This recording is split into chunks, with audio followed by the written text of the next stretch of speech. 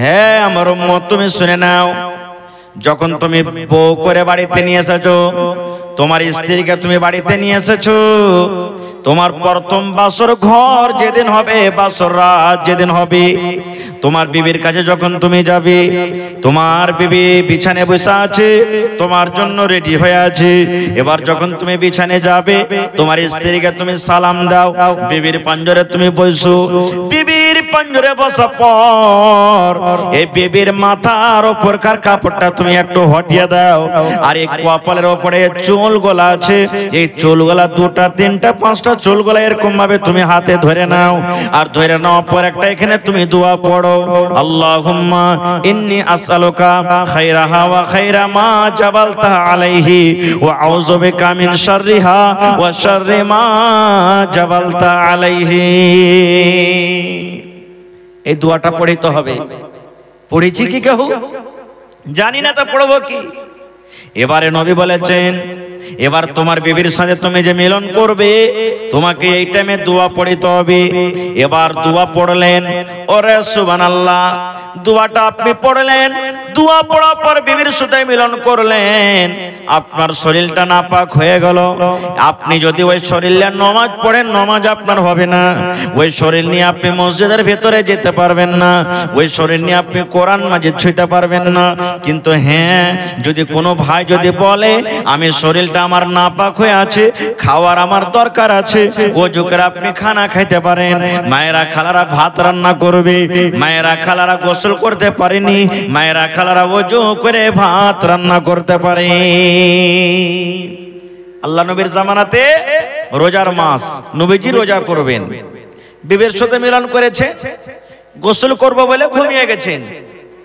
এখনকার মতো নয়, সুবহানাল্লাহ, যে অ্যালার্মে লাগিয়ে রাখবে, ঘড়ি আছে, তারপরে মোবাইল লাগিয়ে রাখবে, মাইকে আওয়াজ হবে, মেলায় রকম ব্যবস্থা এখন।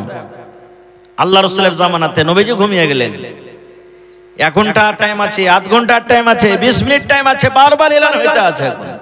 তখন এরকম এলান হতো না, একটা আজান হয়তো সাহারি খাওয়ার টাইমে।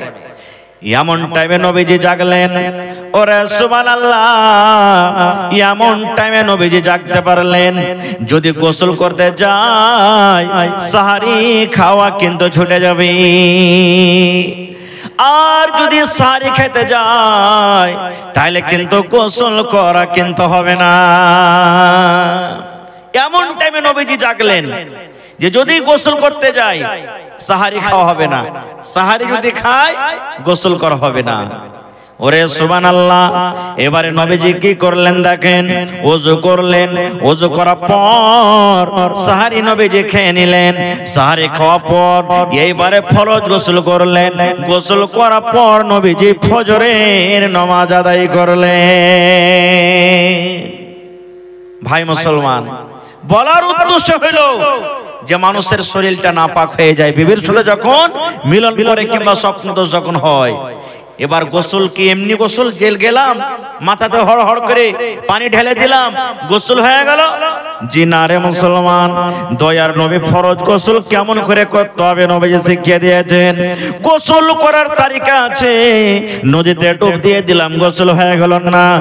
নল চালু করে দিলাম, গোসল হয়ে গেল না। বদনা দিয়ে পানি দিয়ে ভিজিয়ে দিলাম, শরীরটা গোসল হয়ে গেল না। নবীজি যেই তারিকাতে গোসল করে দেখিয়ে দিয়েছেন, নবীজি যেই তারিকাতে গোসল করেছেন, সেই তারিকাতে যদি আমার আপনার গোসল না হয়, সারা জীবন গোসল করতে গেল ভাই মুসলমান গোসল হলো না, গোসল হলো না। এগুলা শিখবেন কোথায়? মাদ্রাসাতে না বাড়িতে? কোথায় শিখবেন এগুলা? মাদ্রাসাতে। আল্লাহর নবী একদিন নামাজ পড়ছেন, নবীজি নামাজ পড়ে মসজিদের এক কোণাতে নবীজি বসে আছেন। হাদিস বুখারী শরীফের। একজন সাহাবী, ওরে সুবহানাল্লাহ, কোণাতে নামাজ পড়ছেন। নবীজি আমার তার দিকে দেখছেন যে আমার সাহাবী কিভাবে নামাজ পড়েন। নবীজি নামাজ পড়ে বসে আছেন, ওই সাহাবী মসজিদের আর এক কোণাতে নামাজ পড়ছেন। নামাজ পড়ে এবার নবীর কাছে চলে গেলেন, নবীকে সালাম দিলেন, আসসালামু আলাইকুম ইয়া রাসূলুল্লাহ। নামাজ পড়ে নবীর কাছে গেলেন, নবীকে সালাম দিলেন, আসসালামু আলাইকুম। নবীজি সালামের জবাব দিলেন ওয়া আলাইকুম আসসালাম ওয়া রাহমাতুল্লাহ। এবার নবীজি কি বলছেন ওই সাহাবীকে, এ আমার সাহাবী শোনো, ইরজে ফাসাল্লে ফাইন্না কালাম তো সল্লে। এ আমার সাহাবী তোনে শোনো, ইরজে তুমি ঘুরে যাও, তুমি ঘুরে যাও, তুমি নামাজ পড়ো, কারণ তুমি নামাজ পড়নি।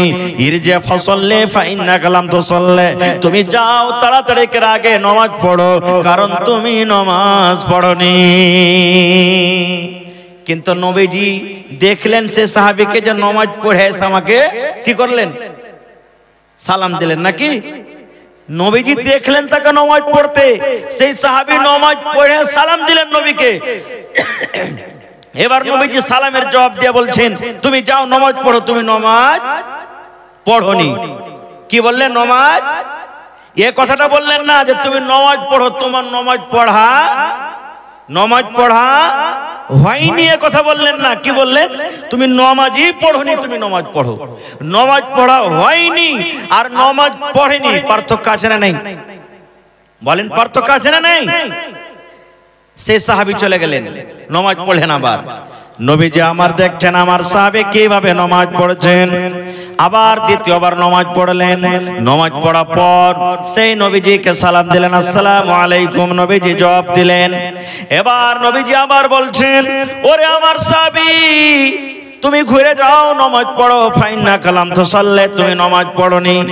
এবারও নামাজ নবীজি বললেন না তোমার নামাজ পড়া হয়নি, নবীজি বললেন তুমি নামাজ পড়ো, কারণ তুমি এখনো নামাজ পড়োনি। চলে গেলেন, আবার তৃতীয় নম্বরে নামাজ পড়লেন সে সাহাবী। এ জমানার মানুষ যদি হইতাম তো কত মনে মনে গাল দিতাম, আমি সালাম বলবি, কত নামাজ পড় জানিস তুই? হ্যাঁ, কত বড় তুই নামাজের বেটা, নামাজি হয়ে গেছিস। আমি বারবার নামাজ পড়ছি আর তুই কইছিস নামাজ পড়া হয়নি। সুবহানাল্লাহ। সেই সাহাবী চলে গেলেন, যাওয়ার পর এবারে 3 নম্বরে নামাজ পড়লেন। তৃতীয়বার নামাজ পড়ার পর এবার নবীজি কাবার যা বলছেন, আসসালামু আলাইকুম ইয়া রাসূলুল্লাহ। দয়ার নবী আবার বললেন, ও আমার সাহাবী, ইরজি ফাসাল্লি ফাইন্না কালাম তুসাল্লি, তুমি যাও বাবা নামাজ পড়ো, কারণ তুমি এখনো নামাজ পড়োনি। হাদিস এসেছে 3 বার কিংবা 4 বার। নবীজি বলেন যাও নামাজ পড়ো, নামাজ পড়ো, নামাজ পড়ো। বারবার নামাজ পড়ছে না, নবীকে এসে সালাম দিচ্ছেন। নবীজি বলতে আছেন নামাজ পড়ো, তুমি নামাজ পড়োনি। 3 বার কিংবা 4 বার যখন হয়ে গেছে, তখন সেই সাহাবী বলছেন, আল্লিমনি ইয়া রাসূলুল্লাহ। ওরে সুবহানাল্লাহ। সেই সাহাবী বললেন, আল্লিমনি ইয়া রাসূলুল্লাহ, আল্লাহর নবী গো আপনি আমাকে নামাজ পড়া শিখিয়ে দেন গো নবীজি। কেমন করে নামাজ পড়িতে হয়, ইয়ার থেকে আমি ভালো করে নামাজ পড়িতে জানি না গো নবীজি। আপনি 3 বার 4 বার আমাকে ঘুরিয়ে ঘুরিয়ে দিলেন, নামাজ পড়ো, তোমার নামাজ পড়া হয়নি। নবী গো ইয়ার থেকে ভালো করে আমার নামাজ পড়া হবে না, ইয়ার থেকে ভালো করে রুকু করতে পারবো না, ইয়ার থেকে ভালো করে সাজদা করতে জানি না, ইয়ার থেকে ভালো করে নামাজ পড়া আমার হবে না। নবী গো আপনি শিখিয়ে দিন কেমন করে আমাকে নামাজ পড়িতে হবে। তখন নবীজি শিখিয়ে দিলেন কিভাবে নামাজ পড়িতে হবে। আমি হাদিসটা খুব লম্বা, ওদিকে যাব না। তো এই নামাজের তারিকা কোথায় শিখবেন? বাড়িতে না মাদ্রাসাতে? জোরে বলেন। মাদ্রাসাতে শিখতে হবে। ভাই মুসলমান, আজ আমরা মুসলমান বেটারাকে কোনোদিন নসিহত করি না, করছি? আমারকে নসিহত কি হবে? ছোট্ট যখন থাকবে ছেলে পিলা, বাজার যাব, নানি এসেছে, দাদি এসেছে, যাইবে বেরিয়ে, বাই বাই, টাটা, বলি না, কি বলবো? Bye bye, tata. সুবহানাল্লাহ। এ মুসলমান, বাই বাই টাটা না বলে ওই ছেলেটাকে যদি আপনি শেখান, বেটারে যখন তুমি কোনো মানুষের সাথে, মুসলমানের সাথে, মার সাথে, বাবার সাথে দেখা করবে, তখন তুমি সালাম দিবে, আসসালামু আলাইকুম ওয়া রাহমাতুল্লাহ। এটা দোয়া হলো না? হলো না? আজকালকার চাংড়া পিলাও দিল্লি পাঞ্জাবে আছে। হ্যাঁ, কে? হ্যালো গুধার মা, কেমন আছে রে? গুধার মা গুধির বাপ কহি গল্প করবে না, বিবির সাথে আপনি গল্প করবেন তো সালাম দেন। সালাম দিতে হবে আপনাকে, কিন্তু জানি না তার লেগে না গুদার মা গুদির বাপ নাকি কেমন আছিস বে এই শালা হারামি কুন্ডে চলে গেছে বে এই বিবিকে এরকম করে কথা বলবে না ভাই। বাচ্চাকে সালাম শেখান। আজ যেমন বসে বসে জালসা শুনছেন, আল্লাহর নবীর জামানাতে একটা মজলিস লেখা আছে, নবীজি মজলিসে আছেন, সাহাবায়ে কেরাম বসে আছেন। একজন সাহাবী এলেন, আসসালামু আলাইকুম, এই কথাটা বলে সে সাহাবী মজলিসে বলে গেলেন। নবীজি বললেন, সাহাবী রে, এই যে সালাম দিয়েছে আমার সাহাবী আসসালামু আলাইকুম, এই সালামটা দেওয়ার কারণে আল্লাহ রাব্বুল আমিন তার নেকের দফতরে খাতাতে 10টা নেকি লিখে দিলেন। কয়টা নেকি? 10টা। আবার একটা সাহাবী চলে এলেন, আসার পর বলছেন আসসালামু আলাইকুম ওয়া রাহমাতুল্লাহ, কি বাড়াইলেন? ওয়া রাহমাতুল্লাহ কথাটা বাড়িয়ে দিলেন। ওই সাহাবী বলেছিলেন আসসালামু আলাইকুম, এবার এই সাহাবী এসে বলছেন আসসালামু আলাইকুম ওয়া রাহমাতুল্লাহ, এই কথাটা বলে বসে গেলেন। দয়ার নবী বললেন, সাহাবী রে, আমার এই সাহাবীর দফতরে আল্লাহ রাব্বুল আলামিন খাতাতে 20 খানা নেকি লিখে দিলেন। এই বসে আছেন। আবার একটা সাহাবী এসে বলছেন আসসালামু আলাইকুম ওয়া রাহমাতুল্লাহি ওয়া বারাকাতুহু। এবার নবীজি বললেন, আল্লাহ রাব্বুল আমিন তার খাতাতে ফেরেশতারাকে 30 খানা নেকি লিখে দিলেন। কত জি আসান জি ভাই, কত আসান। নেকি নেকি এগুলা শিখবো কোথায়? সুবহানাল্লাহ। বাড়িতে ঢুকবেন বিসমিল্লাহ, বাড়িতে ঢুকবেন বিসমিল্লাহ, খাইতে বসবেন বিসমিল্লাহ, ওরে সুবহানাল্লাহ, ঘরে ঢুকবেন বিসমিল্লাহ। আল্লাহর নবী বলেছেন, পেশাব পায়খানাতে যখন তুমি যাবে রে উম্মত, যখন তুমি পেশাব করতে বসবে, নর হোক কিংবা নারী হোক, একটা দোয়া পড়তে হবে, বিসমিল্লাহি আল্লাহুম্মা ইন্নী আউযু বিকা মিনাল খুবুসি ওয়াল খাবাইস। জিন ভূত থেকে খব্বিস জিন, খব্বিস ভূত থেকে গেলে বাঁচার দোয়া। দেখবেন সন্ধ্যাবেলাতে হঠাৎ পেট দরদ হতে লাগলো, আপনি দোয়াগুলা পড়বেন, বেঁচে থাকবেন এই সমস্ত মুসিবত থেকে। এগুলা শিখবেন কোথায়? মাদ্রাসাতে শিখতে হবে। এখনকার ভাইয়েরা তো পেশাব করছে, পেশাব করতে বসবে, 2-3টা যদি 10 বন্ধু থাকে, গল্প চলছে, পেশাব করছে, এদিকে চলছে, আর স্টার্ট বোরিং এদিকে গল্প করছে। এরে ভাই শোনেন, আল্লাহ নবী বলেছেন, উম্মত পেশাব পায়খানাতে যখন তুমি বসবে, গল্প করা দূরের কথা, তোমাকে যদি কেউ সালাম দিয়ে দেয়, তার জবাব তুমি দিও না। আসসালামু আলাইকুম, আপনি পেশাব করতে বসে আছেন, কোন মানুষ রাস্তা দিয়ে চলে যায়, আর আপনাকে যদি জবাব দিতে সালাম দিয়ে দেয় আসসালামু আলাইকুম, আপনাকে নবী বলেছেন সালামের জবাব তোমাকে দিতে হবে না। তুমি পেশাব পায়খানা থেকে ফারিগ হয়ে যাও, আর ফারিগ হওয়ার পর তখন তুমি সালামের জবাব দাও। বসে বসে কইয়া না ওয়ালাইকুম সালাম, এ ভাই রুক আসছে, জি না বলতে হবে না। এগুলো শিখবেন কোথায়? মাদ্রাসাতে। ভাইরে, ছেলে পিলাকে যেমন তালিম আপনি দিবেন, তেমন আপনার ছেলেটা শিখবে। আজ মুসলমানের ইলমের কারণে মুসলমান মোবাইলে যা দেখছে নিজের আমলে নিয়ে আসছে। দেখে না সালমান খান কেমন চুল ছেড়েছে, আমির খান কেমন চুল ছেড়েছে, অমুক লোকটা কেমন চুল ছেড়েছে, অন্য কিরে ও ছাড়াবে। এক জামানা ছিল পাছা দিকে চুল ছাড়তো, তখন ও ঘুরিয়ে ঘুরিয়ে ঘুরিয়ে পিছে দিকে চুলটাকে ছাড়তো। ফের একটা জামানা আইলো আগে দিকে চুল মারলে এরকম করে, বাপরে চুলের ফরক একবারে ঢেউ হেসিতে হয়ে গেল। আবার এক জামানা এখন এসেছে, সুবহানাল্লাহ, গোটাই চারিদিকে ও চুল কাটবে, খালি কৈতরের মাথা টোপের মতন মধ্যখানে তুলবে। ওইটা নাকি বলে জুত্তা কাটিং চুল, নাকি কহে কুত্তা কাটিং। সুবহানাল্লাহ। এ ভাই মুসলমান, এগুলা শিখবেন কোথায়? আল্লাহর কসম দিয়ে বলছি, যদি ভালো আলিম হয়, দেখবেন কোন মৌলবি সাহেব এরকম করে চুল কাটে না। কাটছে কি? ও জানছে এটা নবীর তারিখে নয়, এরকম চুল কাটাতে গুনাহ হবে, পাপ হবে, ও কাটবে না খো, আর গুনাহ থেকে বাঁচবে, কারণ ওর ভিতরে ইলম আছে। এই মতো যদি আপনার ছেলে মেয়েকে যদি আপনি ইলম দেন, তাহলে কি এই সমস্ত গুনাহ করবে? করবে না। একদিন লুকমান হাকিম আল্লাহ তাবারাক ওয়া তাআলা তার ওয়াজ তার নসিহতকে এত ভালোবেসেছেন, তার কথাটা কোরআনে আল্লাহ তাবারাক ওয়া তাআলা দিয়েছেন। লোকমান হাকিম একদিন তার সমস্ত বেটারাকে জমা করে বলছেন, ইয়া বুনাইয়া, ও আমার কলেজার টুকরা সন্তানেরা শোনো, লা তুশরিক বিল্লাহ, তোমরা আল্লাহ রাব্বুল আলামিনের সাথে অন্য কাউকে শরীক করিও না, আল্লাহর সাথে তোমরা শিরিক করিও না। আল্লাহ রাব্বুল আলামিন হলেন এক, আল্লাহর মা নাই, আল্লাহর বাবা নাই, আল্লাহর নানা নাই, আল্লাহর নানি নাই, আল্লাহর দাদা নাই, আল্লাহর বিবি নাই, আল্লাহর বাচ্চা নাই, আল্লাহ রাব্বুল আলামিন ব্যতীত আল্লাহ রাব্বুল আলামিনের সাথে অন্য কেউ নাই। এই জন্য ধনরে তোমরা আল্লাহর সাথে অন্য কাউকে শিরিক করিও না, কারণ ইন্না শিরকা লা যুলমুন আযীম, শিরিক হলো সব থেকে বড় গুনাহ। কোনদিন ছেলে পিলাকে ওয়াজ নসিহত করেছি, বেটা রে ফুল প্যান্ট পিনেছিস বেটা, এ টাকনা থেকে নিচে যাতে ফুল প্যান্টটা না যায়, এই যে টাকনা আছে টাকনা থেকে নিচে না যায়।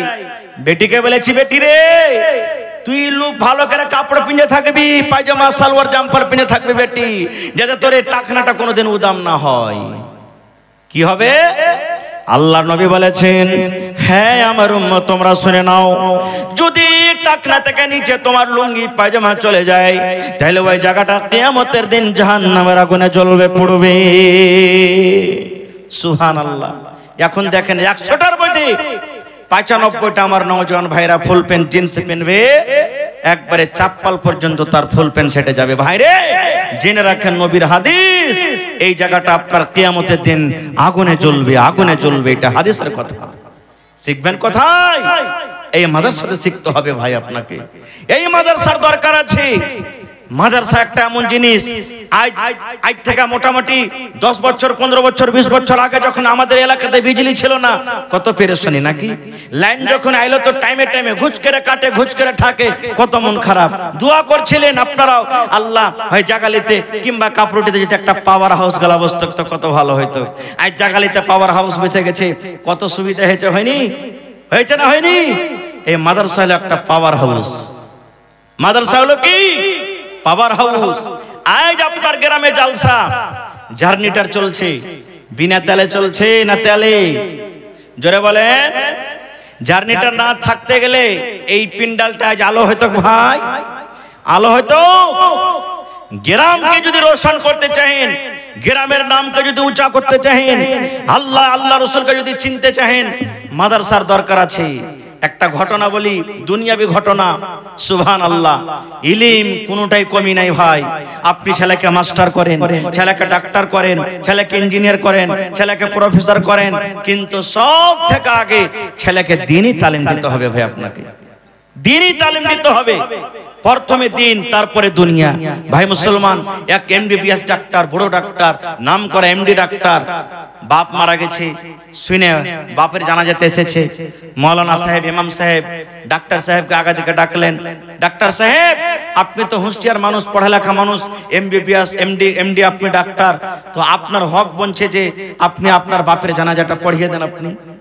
কারণ বেটা যদি মুলবি আছে, বাপ মরেছে, মা মরেছে, বেটার বেশি হক যে বাপের মায়ের জানাজা পড়াইবে। ভাই মরেছে, ভাই মুলবি আছে, ভাইয়ের বেশি হক যে ভাইয়ের জানাজা পড়াইবে। চাচা মারা গেছে, ভাতিজা মুলবি আছে, ভাতিজার হক যে চাচার জানাজার নামাজ পড়াইবে। এবার যদি নিজের মধ্যে মুলবি না থাকে তো ইমাম সাহেব তো আছে সরকারি সবারই নাকি। কিন্তু ভাই এবার আপনি বলেন কয়টা গ্রামে মুলবি আছে আমাদের? কয়টা মুলবি আছে? যদি এক এক দুটা মুলবি আছে তো ওর পিছে 5টা 10টা করে লেগা আছে ওকে বদনাম করবে লেগে। এরকম তো সমাজের লোক। সাউথ আফ্রিকা মনে হয়, বলছি এখন আছে আমার মোবাইলে, ওখানে একটা দেশ, সাউথ আফ্রিকা একটা দেশ, ওখানে এক ইউনিভার্সিটির গেটে লেখা আছে, যদি কোনো কমকে যদি বরবাদ করতে চাও, কোনো কমকে যদি ধ্বংস করতে চাও, তাহলে প্রথমে ওর যেটা পণ্ডিত আলেম আছে ওকে বদনাম করো। কোন কমকে যদি বরবাদ করতে চাও, হালাক করতে চাও, তো ওর যেটা আলিম আছে, পণ্ডিত আছে, মৌলবি আছে, ওকে বদনাম করো। ওকে বদনাম করতে গেলে তুমি কামিয়াব হয়ে যাবে। আজ দেখেন ঠিক সময়টা চলে এসেছে ভাই। বলার উদ্দেশ্য, এমবিবিএস ডাক্তার আগে হাজির। মৌলানা সাহেব বলছেন, ডাক্তার সাহেব এটা হলো আপনার আব্বা, আপনার আব্বার জানাজার সামনে হাজির আছে। আপনার আব্বার জানাজার নামাজটা আপনি পড়িয়ে দেন, আপনার বেঁচে হক আপনি জানাজার নামাজ পড়েন। যেমন কথাটা বলা ওরে সুবহানাল্লাহ। ডাক্তার সাহেবের চোখ দিয়ে ঝরঝর ঝরঝর করে পানি ঝরতে লাগলো। ওই ডাক্তার সাহেব কাঁদতে লাগলেন, চোখ দিয়ে ঝরঝর ঝরঝর ঝরঝর করে পানি ঝরছে। ইমাম সাহেব বলছেন, ও ডাক্তার বাবু কি ব্যাপার, কেন আপনি কাঁদছেন? কান্দার কারণটা কি? আল্লাহ রাব্বুল আলামিন দুনিয়াতে আসার সময় দিয়েছে, যাওয়ার সময় দিয়েছে। আপনার আব্বার যাওয়ার টাইম হয়ে গেছে, দুনিয়ার আল্লাহ হায়াত শেষ করে দিয়েছেন, এই জন্য আপনি জানাজার নামাজ পড়িয়ে দেন, কাঁদিয়েন না। এবার ডাক্তার সাহেব বলছেন, মাওলানা আমার আব্বা জান দুনিয়া থেকে চলে যাচ্ছেন, মারা গেছেন, এই জন্য আমি কান্দি না। তবে কেন কান্দেন? বলছেন, মাওলানা এই জন্য আমি কান্দি, আল্লাহ রাব্বুল আলামিন আমাকে এত বড় ডাক্তার করেছেন, আমার আব্বা জান জমিন বিক্রি করে করে করে করে আমাকে এত বড় একটা ডাক্তার করে দিয়েছেন। আমার আব্বা জান নিজে কষ্ট করে আমাকে এত বড় একটা ডাক্তার করেছেন। আজকে আমি লাখ 2 লাখ টাকা মাসে ইনকাম করি, কিন্তু আমি ডাক্তার হয়েছি, এমন আমি ইলম হাসিল করেছি। আজকে আমার আব্বা জান মরে পড়ে আছে, তার জানাজার নামাজ পড়িতে হবে কেমন করে? জানাজার দোয়া কি আমি জানাজার দোয়া পর্যন্ত জানি না, জানাজার দোয়া পর্যন্ত আমি জানি না খো ভাইরে। এই জন্য বলি প্রত্যেক মানুষ কম করে একটা করে বেটাকে মৌলভী সাহেব করেন, একটা করে বেটাকে দিনদার করেন, কি লাভ আছে?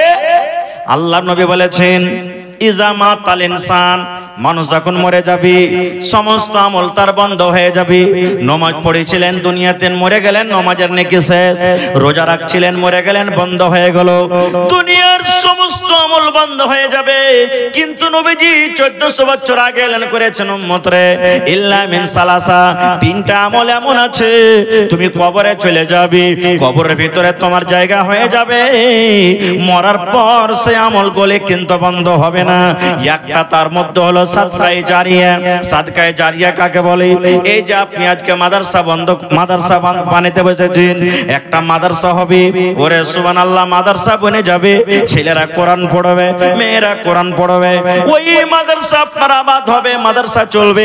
আপনি মাদ্রাসা কায়েম করে দুনিয়া থেকে চলে গেলেন, আল্লাহ রাব্বুল আলামিন এই সাদকায়ে জারিয়া মানে এই নেকিটা মরার পর আপনার কবরে আল্লাহ দিতে থাকবেন।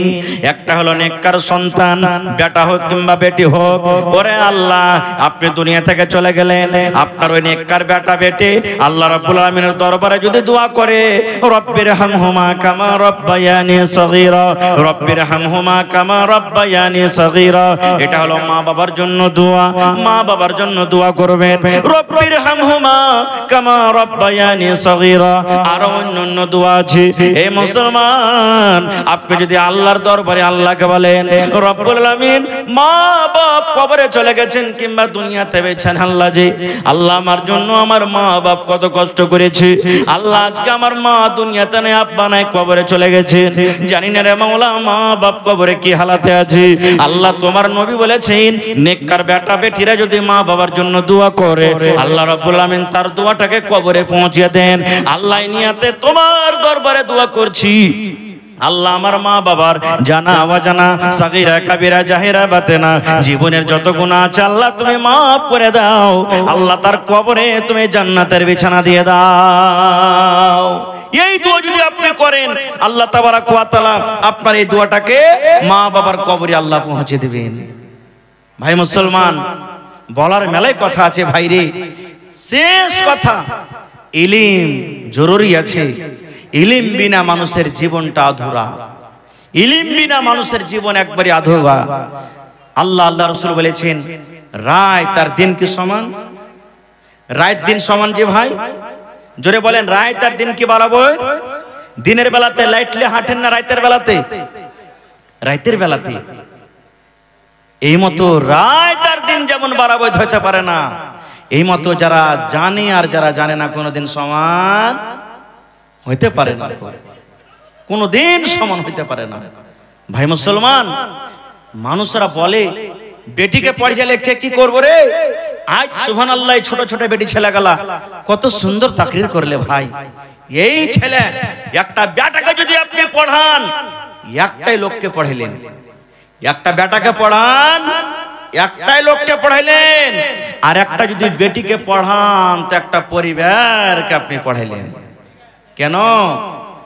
বাপ মাঠে কামে কাজে চলে যাবে, বাপ কামে কাজে চলে যাবেন, সুবহানাল্লাহ, অফিসে চলে যাবেন, দুনিয়ার কামে চলে যাবেন। ওই বেটি আপনার মা হবে একদিন, ওর কোলে বাচ্চা থাকবে, ওর কোলে বাচ্চা থাকবে, ওই বাচ্চাটা লালন পালন করবে। মা যদি পড়ালেখা হয়, শরীয়ত বিরোধী কাজ বাচ্চাকে করতে দিবে না। আল্লাহ রাসূলের হাদিস আছে, পশ্চিম দিকে পূর্ব দিকে মুখ করে তুমি পেশাব পায়খানা করিও না। এই হাদিসটা কতটি লোক জানছি? সবাই জানছি ভাই? জানি না, যেদিকে মনে হলো পেশাব করতে শুরু করে দিলাম। আল্লাহ রাসূল বলছেন তুমি ছুপ খানটা পর্যন্ত পশ্চিম দিকে ফেলিও না। হাদিসের কথা। ছুপ যে আছে মুখে, আমরা পান খাচ্ছি, গুটখা খাই, পেচার পেচার বোতকের মতন চলতে থাকছে, যেদিকে মনে হলো সেদিকে ফেলে দেন। জি না, যেমন পেশাব পায়খানা আপনি পশ্চিম দিকে করতে পাবেন না, এই মতো আপনাকে আদব, এটা হলো একটা আদব, কিবলার সম্মান দেখাতে গিয়ে আপনাকে ছুবো কিন্তু ফেলতে হবে না পশ্চিম দিকে মুখ করে। না হলে পড়ালেখা যদি মা খালা না হয় কেমন হবে জানেন? আমি এর আগে হয়তো জালসাতে বলেছি, আগেকার জামানাতে এখানে পুরা পুরানা মানুষ মেলায় বসে আছে, যখন ছেলে পেলে বিছানে মুতত, মা খালারা রাতের বেলাতে, এখনো মেলায় জায়গাতে হয়েছে, পেশাব করতে বাচ্চাটাকে আঙিনাতে নিয়ে যেত, আর আঙিনাতে নিয়ে যাওয়া ওকে দোয়া শিখাইতো, পড়রে মরা বেটা মরা পড়িস না, দোয়া করে শিখিস না, ওই লেগে তুই মুতছিস। কি দোয়া?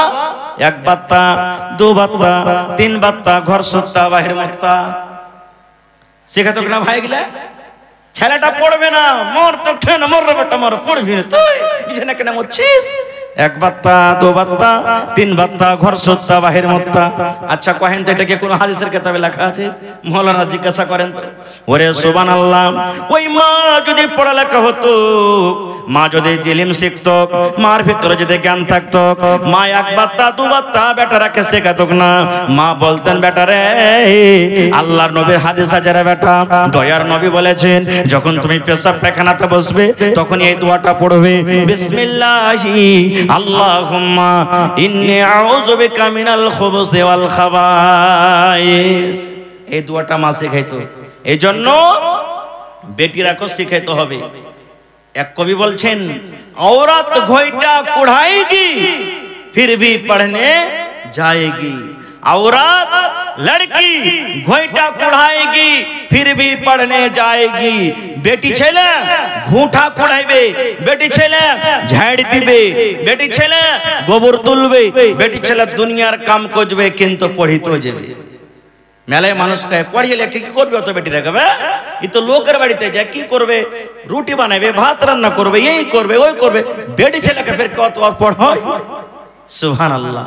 এ ভাই মুসলমান না, হযরত ওমর রাদিয়াল্লাহু তাআলা আনহু যখন খলিফা হলেন, রাজা হলেন, হযরত ওমর ফারুকের কাম কি জানেন? এখনকার তো রাজা নেতা যারা হবে যখন জিতে নিলে বাস আর লয়, কারোর মুখ দেখাবে না নাকি? উমর ফারুক এমন রাজা, রাতের বেলাতে হাঁটছেন, কোন বাড়িতে কে পেরেশানিতে আছে, কে খাইতে পেয়েছে কে পায়নি, কার বাড়িতে কোন বিপদ আছে, একদিন হাঁটছেন আর একটা মায়ের লোক আফসোস করে বাড়িতে কইছে, আজ যদি আমার পুরুষটা বাড়তে থাকতো তাহলে আমি খাটকে কিন্তু কাঁপিয়ে দিত নাই। তার খাহিশ এত উঠেছে, সুবহানাল্লাহ, মনের যেটা একটা নরনরীর সব সকলের যে একটা মনের আকাঙ্ক্ষা আছে মনে উঠেছে, বলছে যদি আজ আমার স্বামীটা বাড়িতে থাকতো আমি খাটকে হিলিয়ে দিতাম। উমর ফারুক কিন্তু কানে শুনে নিলেন, শুনে লওয়ার পর ফতোয়া জিজ্ঞাসা করতে গেলেন কাকে? নিজের বেটিকে। ওর বেটিকে জানেন? নবীজির স্ত্রী। নবীজির স্ত্রী হলেন হযরত ওমর রাদিয়াল্লাহু তাআলা আনহুর বেটি। চলে গেলেন, এবার বেটিকে বলছেন, বেটি রে একটা ফতোয়া জিজ্ঞাসা করতেছে যে রে আম্মা। কি ফতোয়া? বলছে বেটি রে, একটা মহিলা একটা নারী নিজের স্বামী ছাড়া কতদিন থাকতে পারে? একটা মহিলা একটা নারী নিজের স্বামী ছাড়া একা একা কতদিন থাকতে পারে রে বেটি? হয়তো আর স্বামীটা খাটতে চলে গেছে, বিদেশে চলে গেছে, যুদ্ধতে চলে গেছে, এবার ওই স্বামীটা ছাড়া একটা মহিলা কতদিন থাকতে পারে?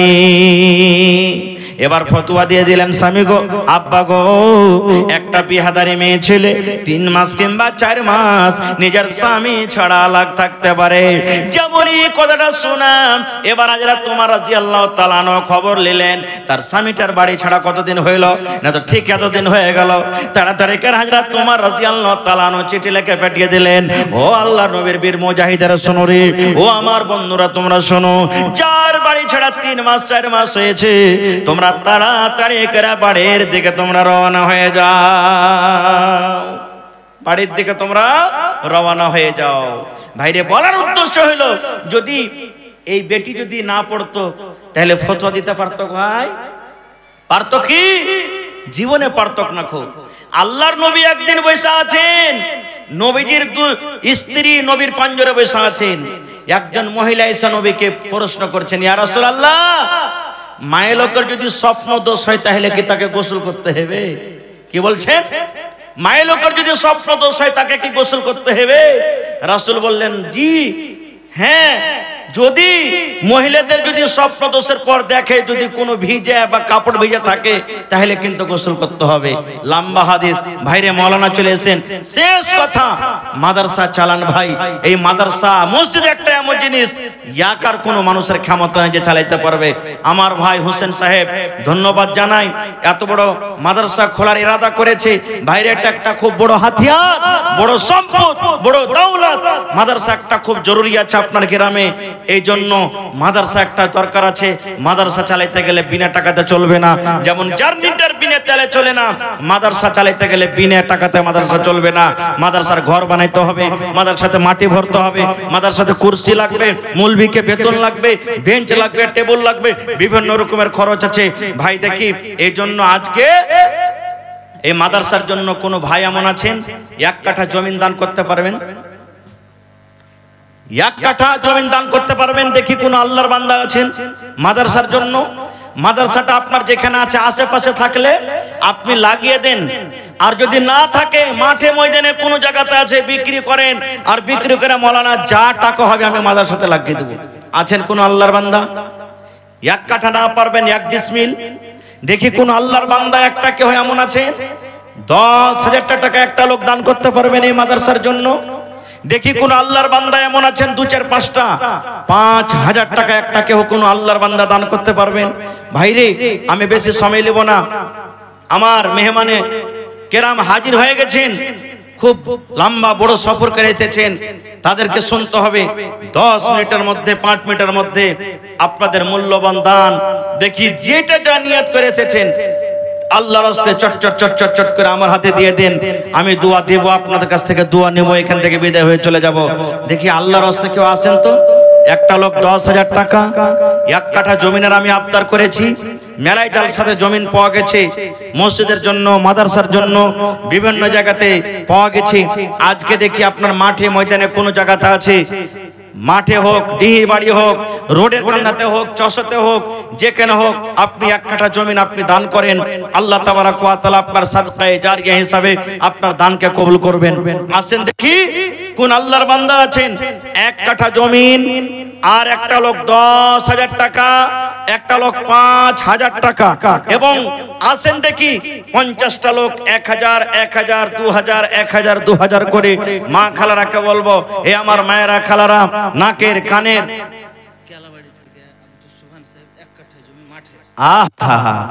কেলাবাড়ি থেকে আমার নানা জান আব্দুল সুবহান সাহেব এই মাদ্রাসার জন্য মাঠের 1 কাঠা জমিন দান করলেন। নারে তাকবীর!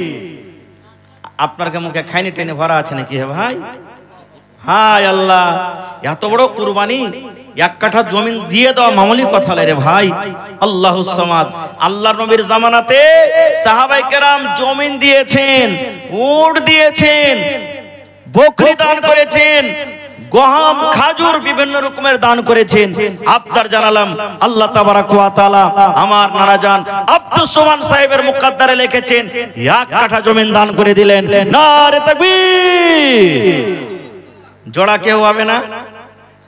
কোন আল্লাহর বান্দা নাই আমার নানা জানের জোড়া কেউ হবে যে ওই 1 কাঠা দান করলে আমি 1 কাঠা দান করব, না হলে 1 ডিসমিলও দিব?